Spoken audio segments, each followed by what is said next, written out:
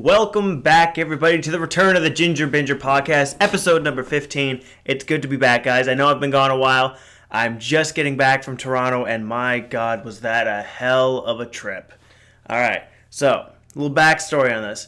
I was turning 25, so I figured I'm going to go out to Toronto, see a couple of my friends, check out the film industry, and see how that played out.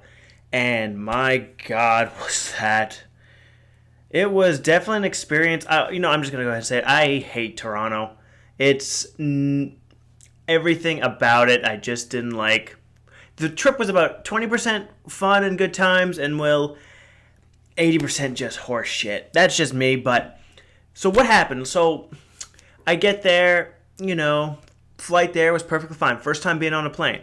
For the first flight, everything went smoothly.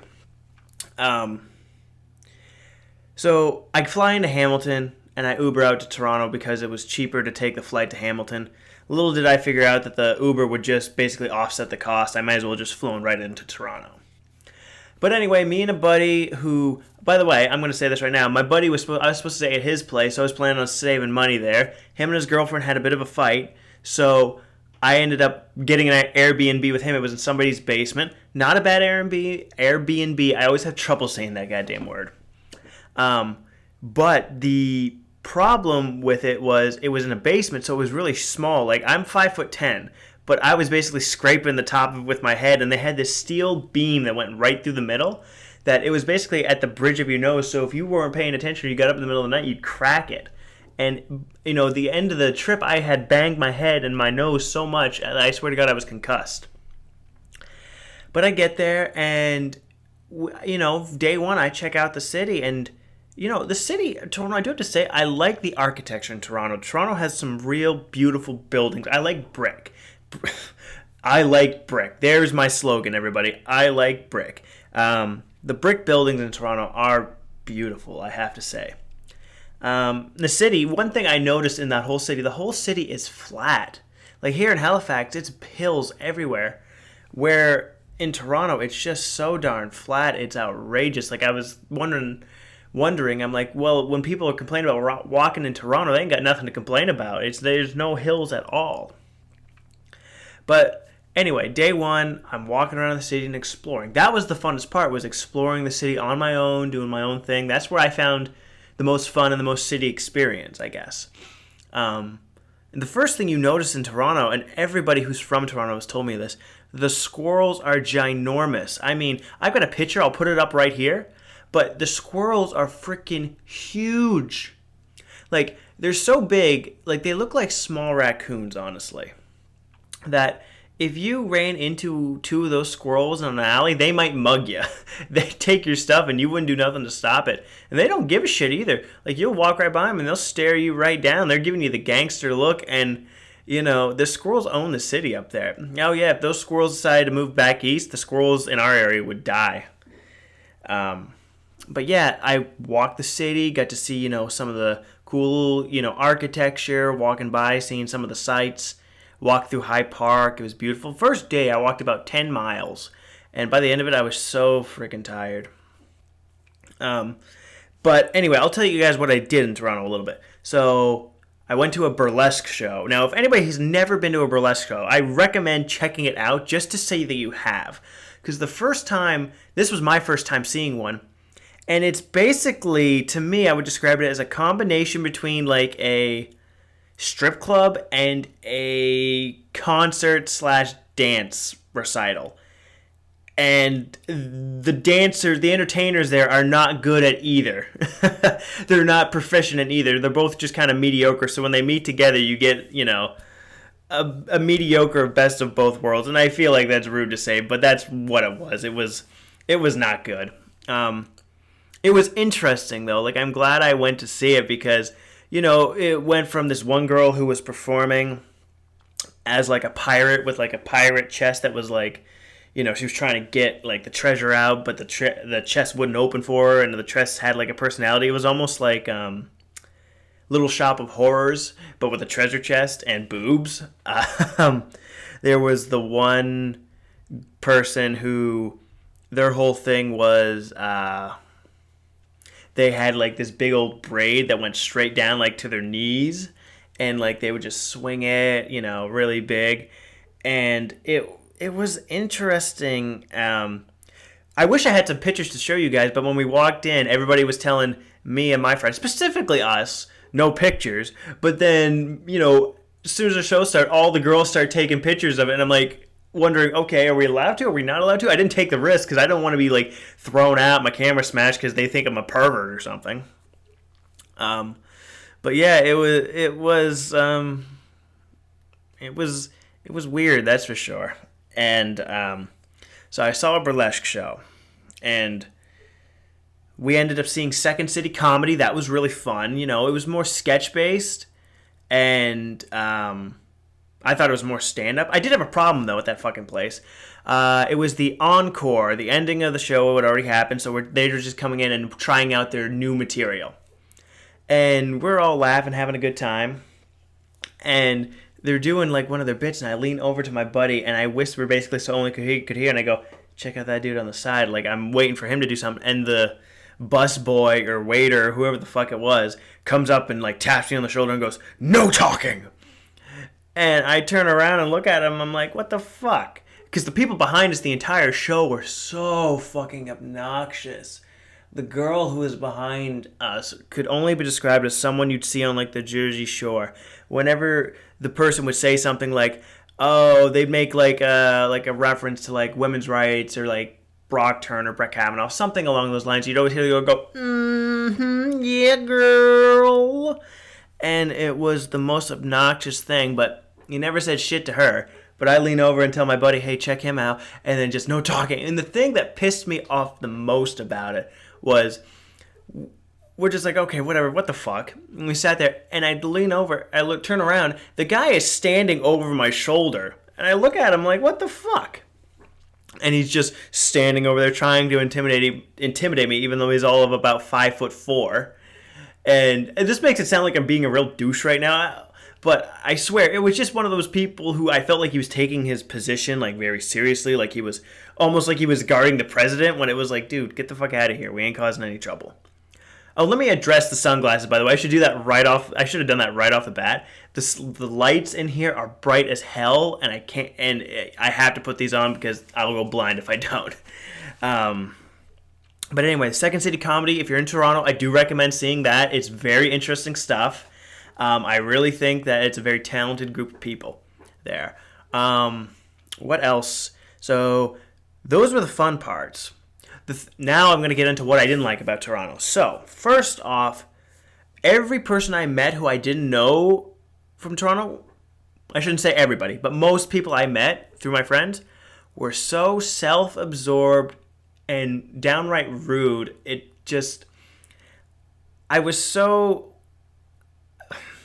pissed me off, okay? So I go there, and when I introduce myself, I say, hi, my name is Dylan. It's nice to meet you. And I ask them a little bit about themselves. What's your name? What do you do? This typical standard stuff. Small talk a little. And then usually someone asks you in return, and that's how you get a conversation going. I would ask them, and they would tell me about themselves for about a few minutes, and then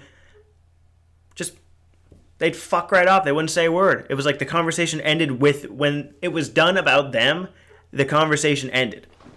And it was like that with everybody I fucking met, and I was so pissed off. Now, I know anybody who's watching this from Toronto, I'm not saying people from Toronto suck. The people that I met from Toronto sucked.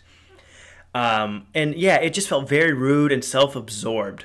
And it was just it wasn't fun, because I'm trying to start a conversation. I'd be listening in, waiting, if I could find my way in there to start talking with people, get to know people. And every time I would, it was like I had a catchy disease, and everybody would just shut up and, walk away. And and I'm a pretty sociable person. I can take social cues, but it just felt like, to me, everybody was just, oh, he's a dumb Scotian, so, don't bother listening to what he says. It was it pissed me off. But there was this one woman I met, and this was the night I was hanging out with my buddy, and this was with the rudest group of people that we were with. She was not friends with them. She only knew my buddy. So me and her were chatting, and she was very friendly. She's the one person I met that was very friendly. But she was very, touchy and feely and right in your face. And I'm pissed off at this point, not thinking, because all these people are just rude to me except her, and I'm chatting with her, but I'm pissed off, so I'm not focusing. And she starts talking to me. I'm like, oh, I'm here for my 25th. She's like, ooh, Wednesday's my 30th.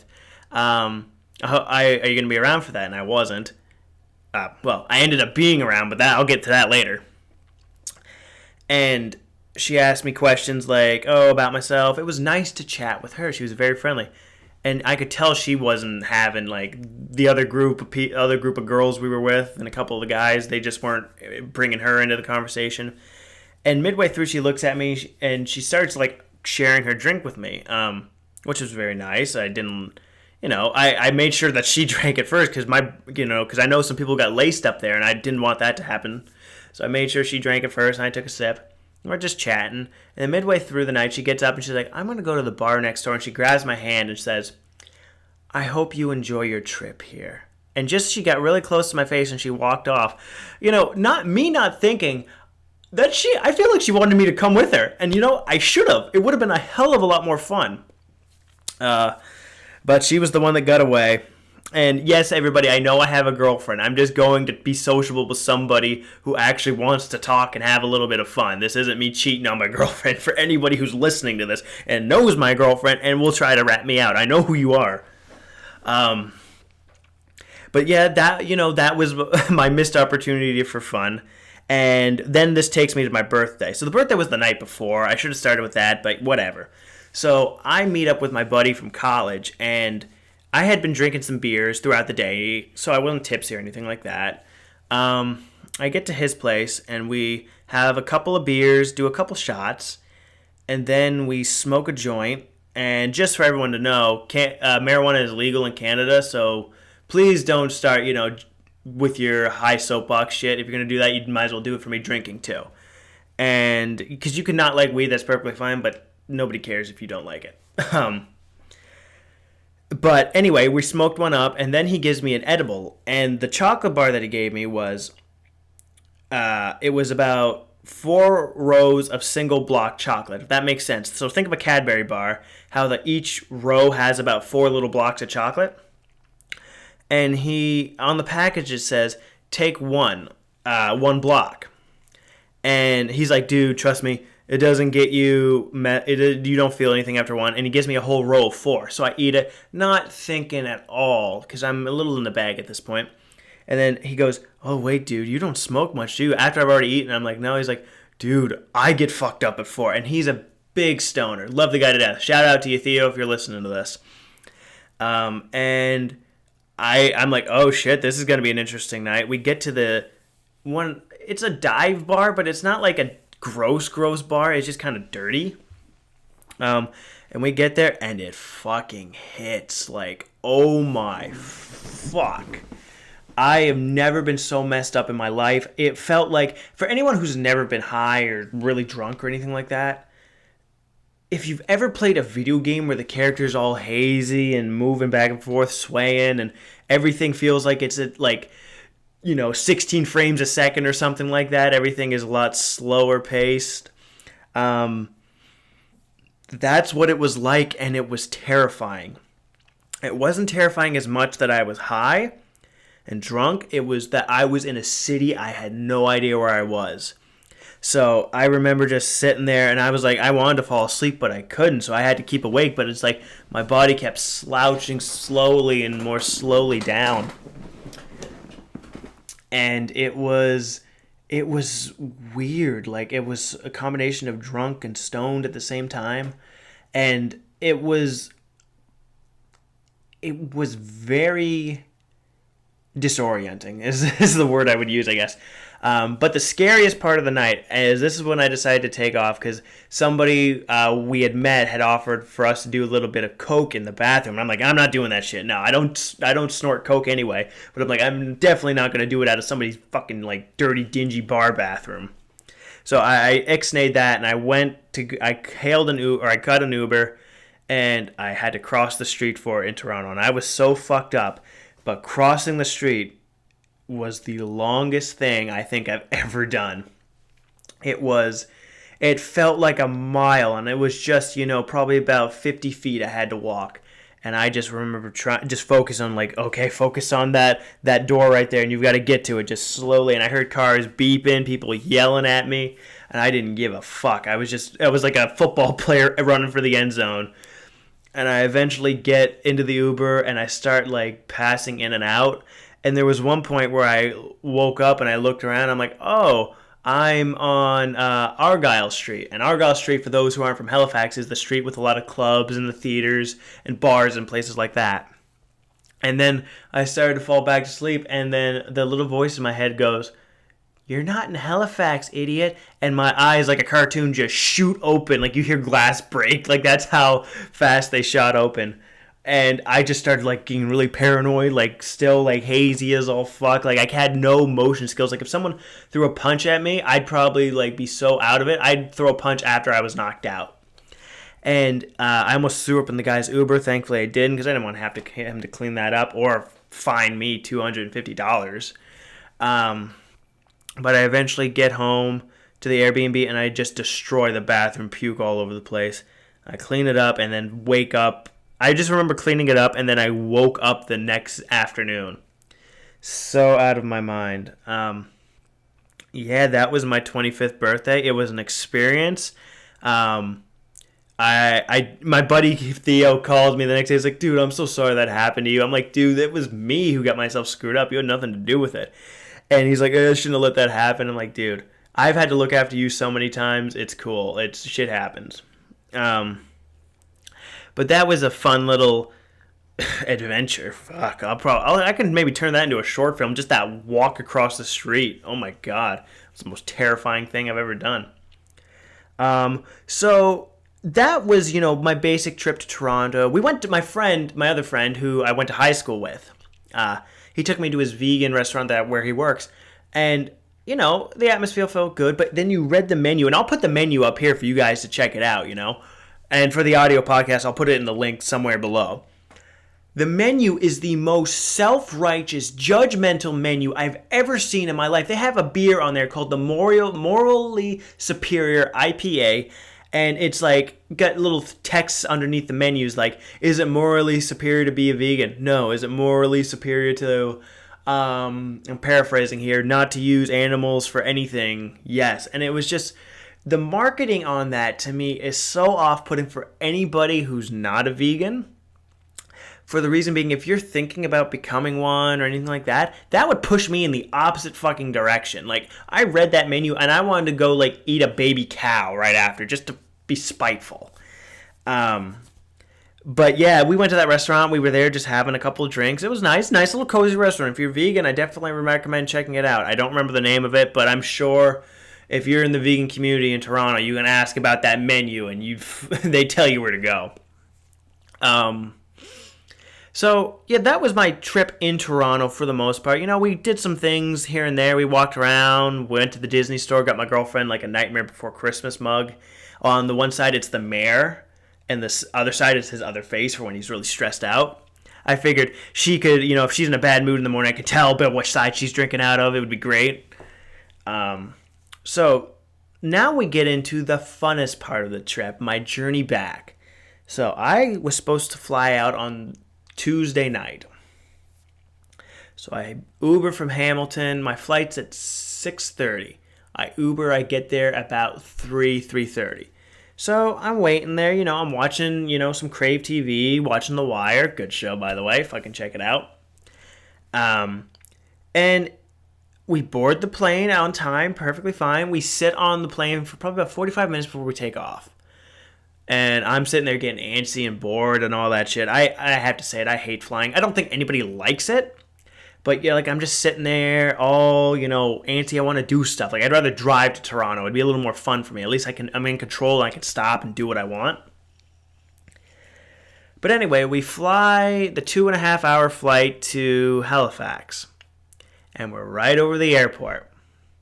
And then we start descending. We're descending. We're thinking, oh, great, we're landing. And then, whoop, we start ascending really quick.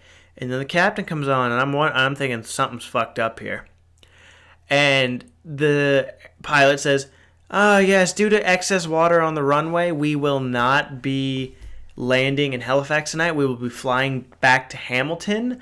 And you could feel the tension on that plane just rise. Like you could have cut it with a knife. The airline crew, the stewards and stewardess, is that what you call them? I don't know. They had to rein everybody in because I swear to God, they could have got shanked with how fucking angry everybody was. So 2.5 hours later, we get to Hamilton. It's about midnight now. And I feel bad for the lady who was there to greet us on the ground who represented the airline. Because she handled it very well, but my God, she was getting yelled at by everybody. And it's not her fault. She's got no control over it, but I was mad too, so I was just sitting there like, yeah, yell at her. It feels good. It's a terrible thing, I know. I didn't do any yelling, but I didn't do anything to stop it, so I guess I'm as guilty. But, so, they tell us our flight has been rescheduled to the next day at 6 o'clock, because apparently this airline, Swoop Airlines, I'm going to say it, fuck them. They cost me like 3 days of my life. Swoop does not fly out of Hamilton in the afternoon or the morning. I think that maybe are they superstitious? I don't know. Anybody fly that know about shit like that? So it's not till the next day. And because it's weather related, we don't get put up in a hotel or anything like that. And me being the cheap bastard that I am, I'm like, well, I'm not going to pay for a hotel just for tonight.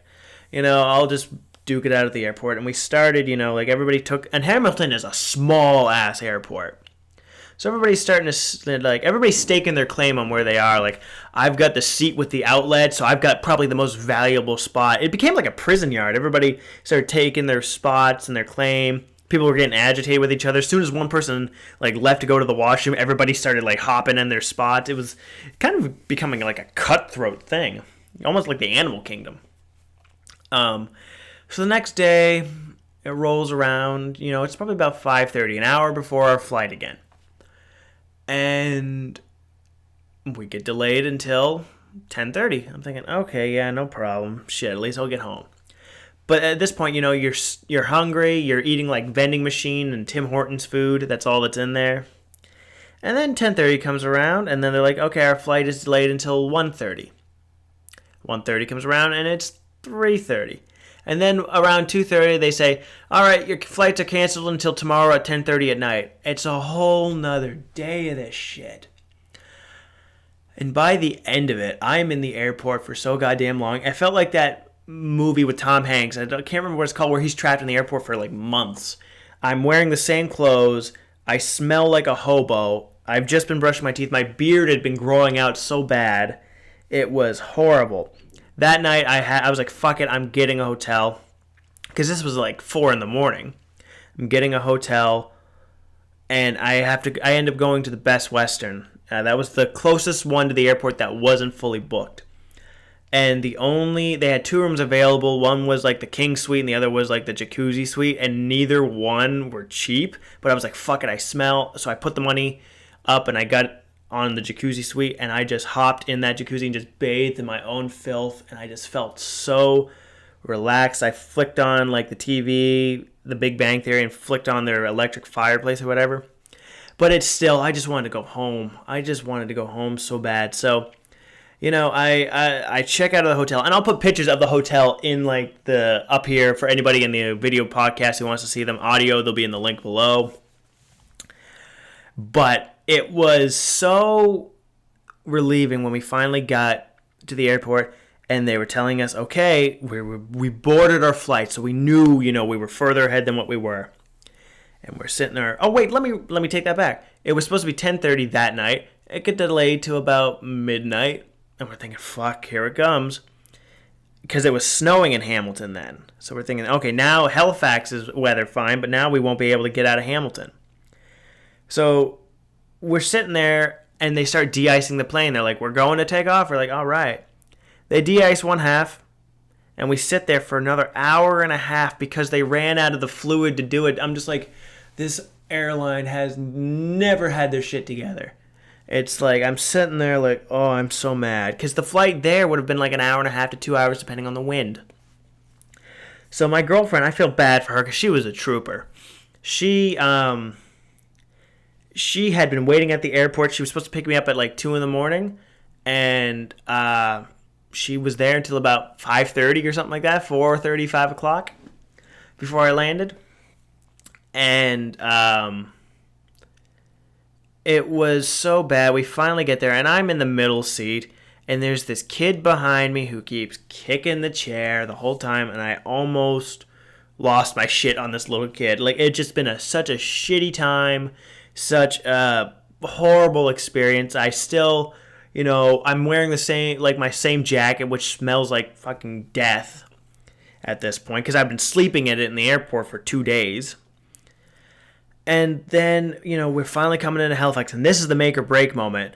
We land the plane, and everybody's thinking, yeah, but I still got in the back of my head. I'm like, don't clap until you're on Halifax soil, because last time when we flew over, we could have basically jumped and we would have been fine.